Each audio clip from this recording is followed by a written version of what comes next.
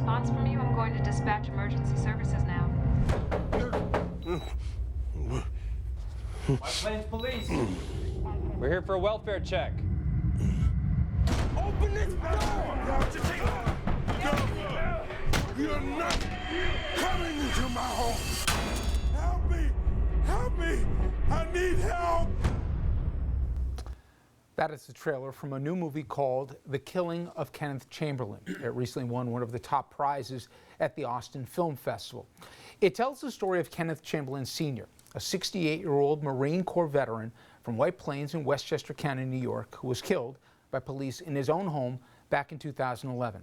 Early one morning, Chamberlain accidentally triggered his medical alert device, and that started a tragic turn of events that led to his death. He was suffering from bipolar disorder as well as arthritis and respiratory illness. When Life Aid, the medical alert agency, didn't get a response from Mr. Chamberlain, they called the police to check on him. This is part of the audio released by Life Aid, where you can hear Chamberlain, the agency, and the police arriving on the scene. This is your help center for Life Aid. Mr. Chamberlain, do you need help? This is an emergency. I have the White Plains Police Department banging on my door, and I did not call them, and I am not sick. Everything's all right, sir? No, it's not all right. I need help. The White Plains Police Department are banging on my door. Mr. Chamberlain, go to your door and answer it.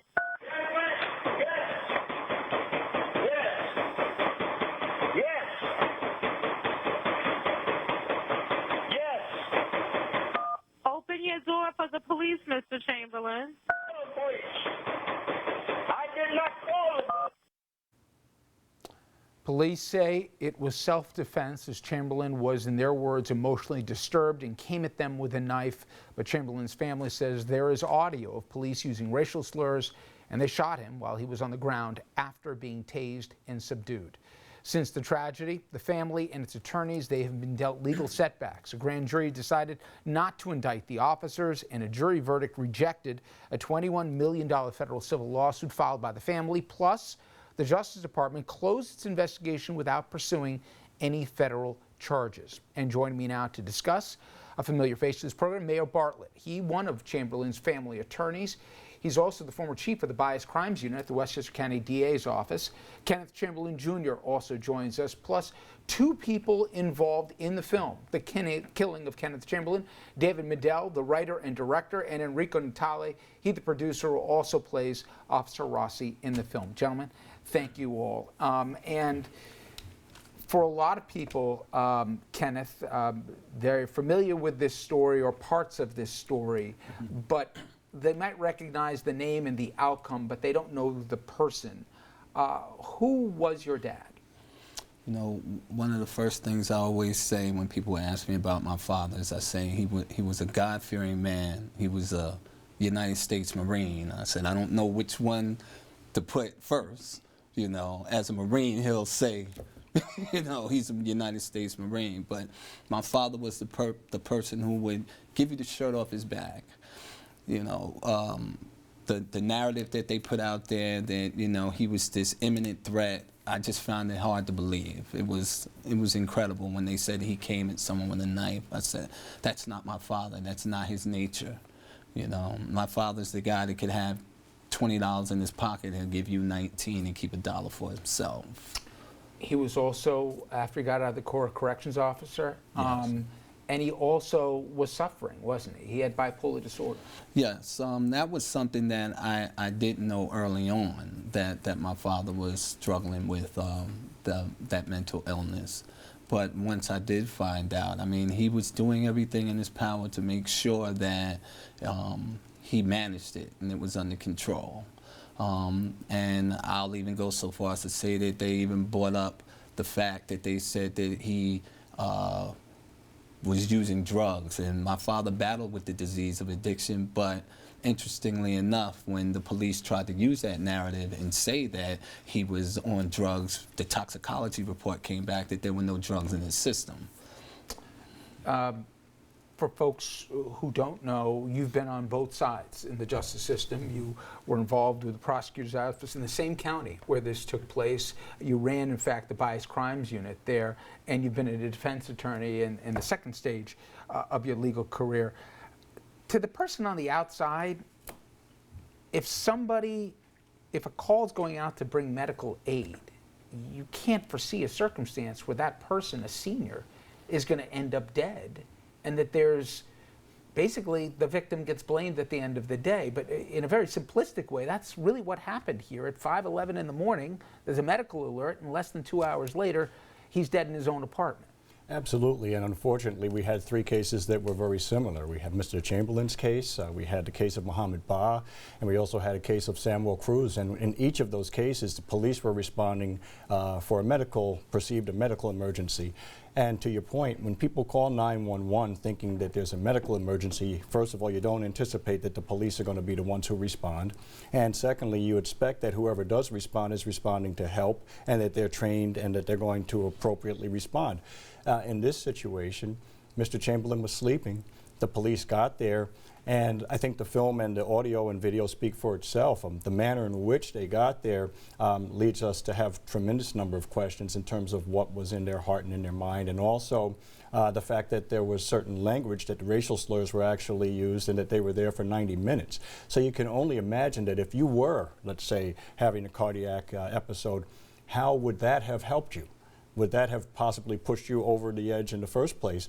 Or would you have simply been better off just allowing the gentleman to sit down and kind of relax and stay where he is? You make the notation that he refused medical treatment, and then you move on.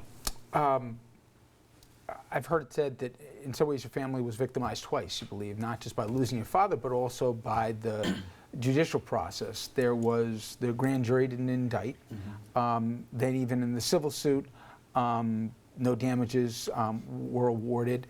And you went to the Justice Department and said, you know, we've had a miscarriage of justice here, and there's a racial component, and they chose not to pursue it as well. Did you have a lot more faith before this process started that there would have been a much different outcome? Well, you want to put trust in the system, but I've often said time and time again, how do you put trust in a system that continuously fails you? Interestingly enough, after my father was killed, one of the first phone calls that I received was from the family of Damroy DJ Henry, the young man that was a football player that was killed in Pleasantville. And she gave her condolences. And right after that, she said to me, don't trust the district attorney. They're not going to do a full and fair investigation. They're not. In fact, you had as many questions when this was over, even with the recordings, that you still haven't had answered. Yes. What kind of things did you expect would have happened in terms of the investigation that never did? Well, first off, I've challenged anyone to listen to the audio and tell me that you cannot come back with a fact-based conclusion that you hear misconduct or murder. I say that time and time again. And people who have actually listened to the audio, many of them have come back to me, and all they've simply said was, oh my God. And then how could you throw out a racial slur and say that it's just a word or it was used as a tactic to distract someone? It goes to the mindset of the officer. You already know where their mindset is. If a man is telling you I'm all right, and their response is an expletive and then a racial slur, you know, and then even from the very beginning, the city of White Plains took 6 months before they gave my family his condolences. And the way that they did it is they sent an email to my attorney. They didn't call us into the office. They didn't come to my home. They didn't do any of that. So we were disrespected several times in this fight. And then to just continually try to put this narrative out, almost as if Kenneth Chamberlain Sr. didn't have family that loved him. You know, I wouldn't be fighting 8 years later if I didn't love my father. One last question, then I want to talk about the film. You, as I said before, worked in the very office that was supposed to handle this investigation, or did. Were you shocked, being that you used to be on that side, how this was handled? I was surprised at how it was handled. I can't say I was shocked, because when you're in the district attorney's office, you have tremendous control over what happens with any investigation or any case. So for instance, you can determine how you're going to put a case in the grand jury. You determine what witnesses are called. You determine how your voice intonation is. You determine everything. And the grand jurors get to know you very well. They're in your office. It's really not a neutral body. It's supposed to be, but it's basically a branch of the district attorney's office. What amazed me was the fact that despite us having audio, where it's not our word saying that Mr. Chamberlain was called a racial slur, that there was no effort to at least explore fully the options. No one said, well, let's look and see if there's a hate crime. Was there aggravated harassment? Did they follow protocol? At what point did the lack of following protocol possibly become criminal? And we can't to this day tell you what the grand jury was even presented with. So it's quite possible that they were only presented with intentional homicide, which maybe it was not. We don't know that. But if you don't give them everything else to contemplate, from criminally negligent homicide to manslaughter, along with the aggravated harassment as a hate crime, then the grand jury, the grand jurors themselves are not afforded the opportunity to come back with a full and fair determination on the facts. Well, when we come back after the break here, we're going to talk about how nearly a decade later, this incident, which was huge news in this community then, is now being re-examined, but this time on film. Again, the film, The Killing of Kenneth Chamberlain, we're going to be talking with both the producer and the director, and also one of the actors in this, right after this quick commercial break. Please stay with us.